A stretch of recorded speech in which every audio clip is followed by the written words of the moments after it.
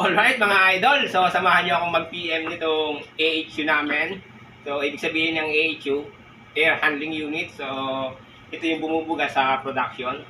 Ito yung pinaka-evaporator nitong aming air conditioning system. So unang gagawin ko mga idol, magpapalit ako ng bag filter.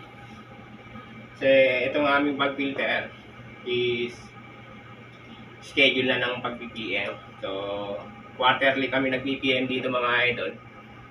At siyempre, kapag ka nag-PPM tayo, unang i-check natin yung amperahe ng ating motor. Kung okay pa ba siya mga idol. Before and after yun ha. And then, siguraduhin natin na naka-power off yung power supply nito. At saka siyempre, PM, ibig sabihin ng PM mga idol, para sa amin, bunas muna. What? Bro, what are you talking about, man? Hindi preventive maintenance yun, joke lang yun. Ano yun? Preventive maintenance namin. Kumbaga, yun yung procedure na ginagawa dito sa aming kumpanya. Tara mga idol!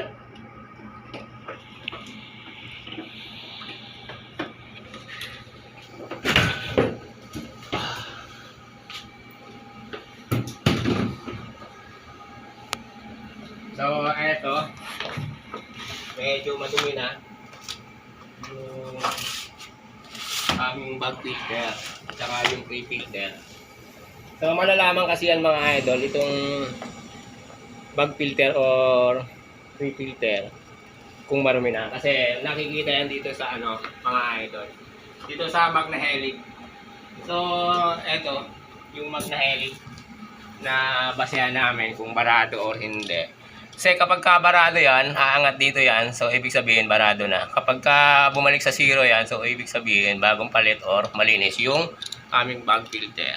So, ngayon, umpisahan ko na para matapos na. Okay?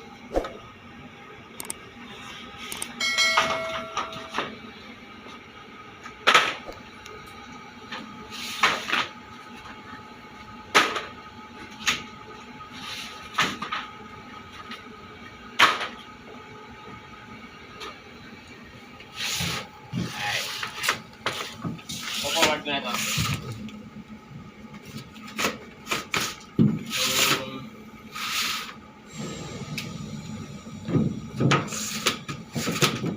Bandi ka rito.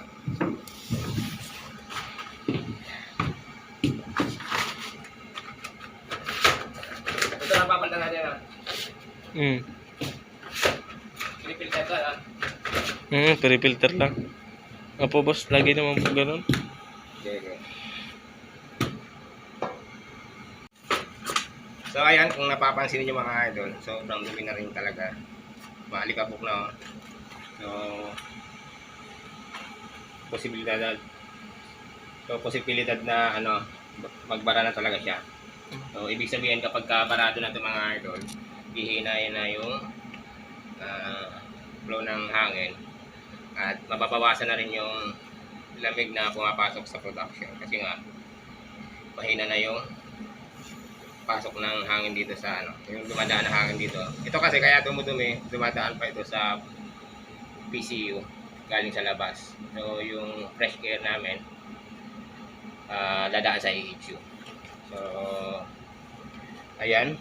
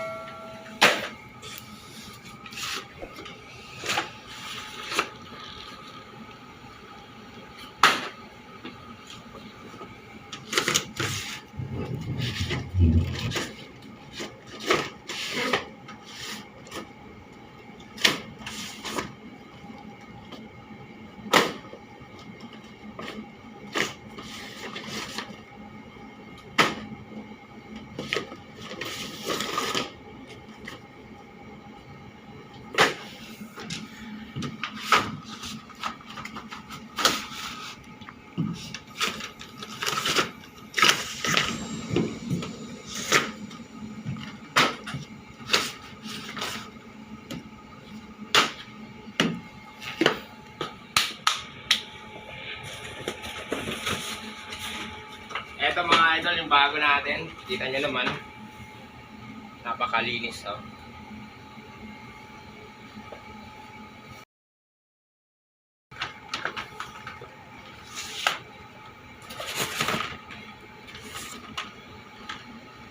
So, may araw naman yung mga idol kung paano ang pagkakapit. So, ayan. Ibig sabihin yan, papunta yan doon. At saka ito yung in, at saka dito yung out. Tama? Pinag ba yan? Bali, ang capacity nitong aming AQ is 12 pieces. Yung free filter niya, at saka yung bag filter.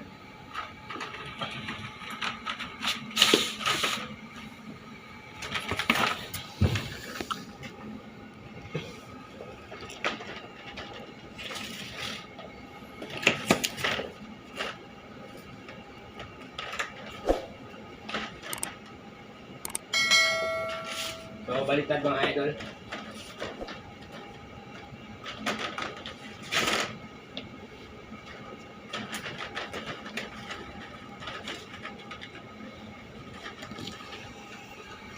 So, baka baliktad din yung flow ng hangin niya.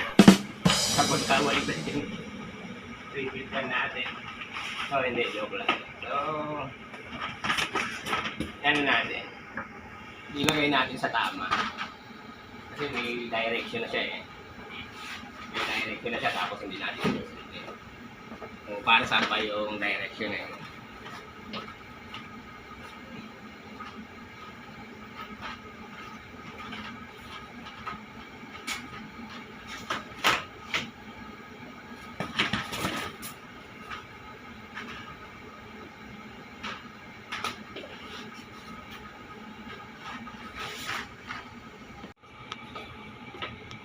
Siyempre, tatanggalin natin ng alikabok mga idol. Ito. Medyo may alikabok dito.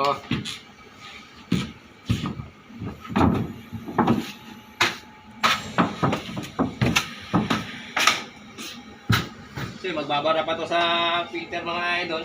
Kapag hindi natin tinanggalan to ng alikabok.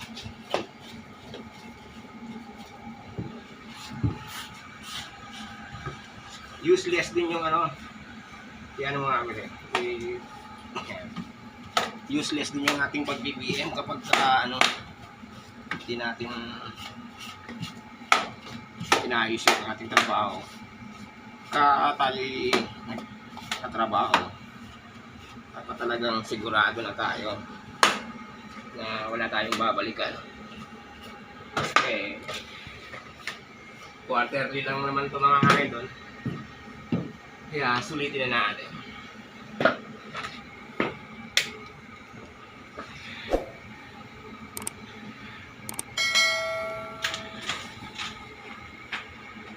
So, sasara ko na ito mga idol. Tayo sa motor.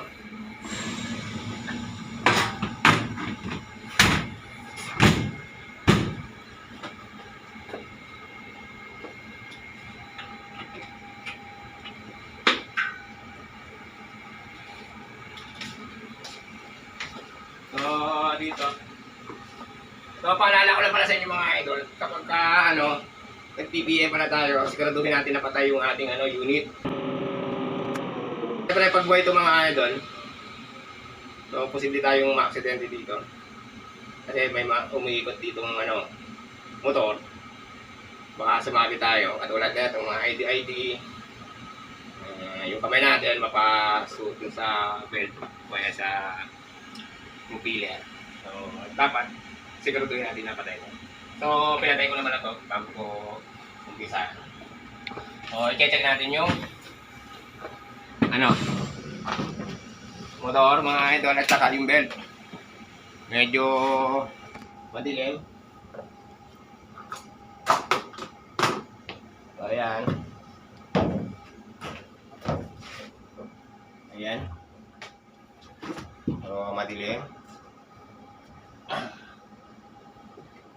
At saka mga idol, kasama dito yung paggagrasa. Quarterly. Ito. Ito yung coil mga idol. Heater coil.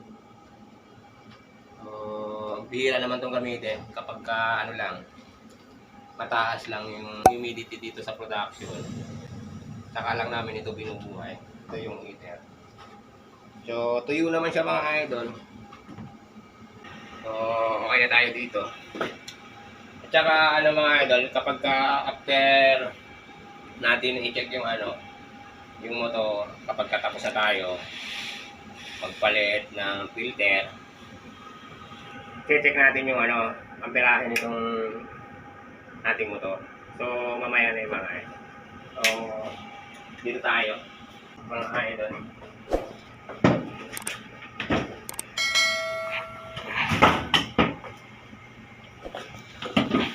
So, ito yung ating evaporator oil.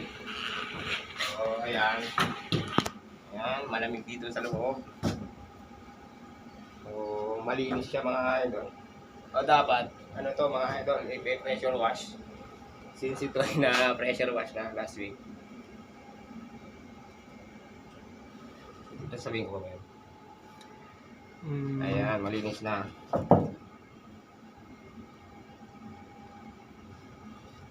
Ngayon, ang gagawin na lang natin is babacuumin ko na lang yung tubig. So, dyan ka lang mga idol ha. So, dyan lang kayo mga idol. Ayan dito saksakan. Yeah. Dyan ka lang. Ayan. Babacuumin natin.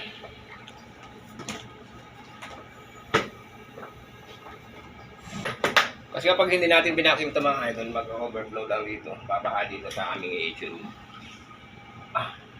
So, hanap tayo ng outlet. Okay dyan.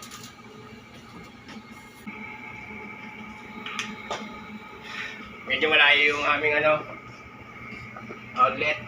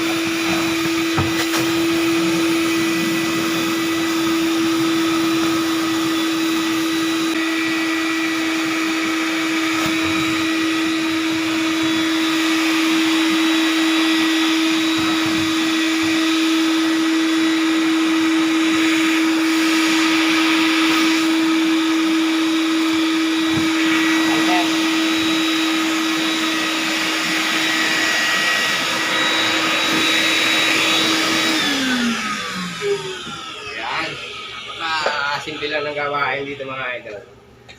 So, dapat alam din natin yung araw-araw natin ginagawa. Kasi, para sa atin din yan mga idol. So, sasara ka na mga idol. Bubuksan na to natin. Check na. Check. Pero ulit. Even when you feel low, you can still go. Even when you feel slow, you can still go. Even when there's no hope, you can still go. I never answer to no, man, I still go. Go, go. So, ngayon mga idol, bubuhay na natin. Check natin yung amperahe.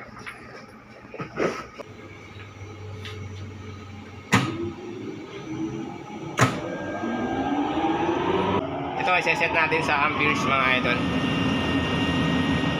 Ayan.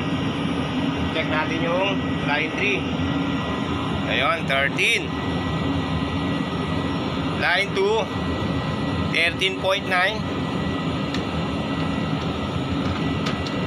At line 1, ayan. Hindi ko makita. Ano ba yun? 12.7. Okay na mga idol.